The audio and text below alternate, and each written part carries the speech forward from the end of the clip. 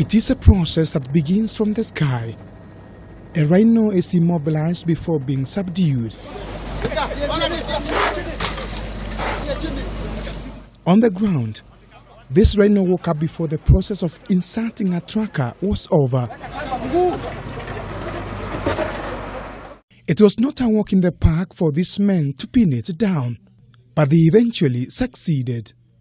Tourism Cabinet Secretary Naju Balala gave reasons for the transfer of the rhinos before they were moved to Tsavo East National Park. Production of newborns has been very high, and that's why we decided to open a new rhino sanctuary working with WWF in Tsavo East. After the process of loading the animals into the trucks, we followed them to the Tsavo East National Park, 420 kilometers from Nairobi National Park. We arrived at 1 a.m. and the process of offloading started and lasted up to 5 a.m. The rhinos were put in these pens for monitoring for several days before they were released into the wild. Inside the pen, the animal seems uncomfortable with the new environment. We've also had cases where we have also lost animals during the process, mostly due to the injuries that they succumbed to.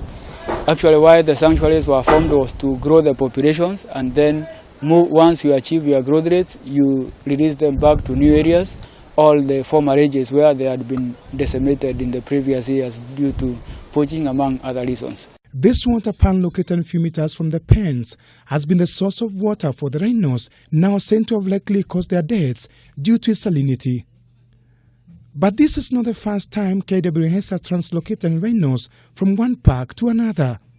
Between 2005 and 2017, 149 rhinos were translocated and only 8 deaths were reported.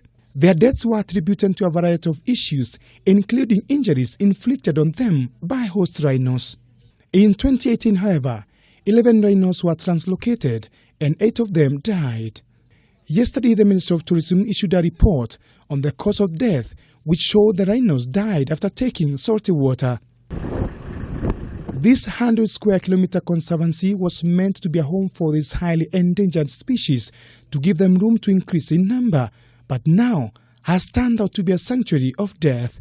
For now, investigations into what led to the death of the rhinos is expected in a week's time, with the government having invited external and independent investigators to probe the matter.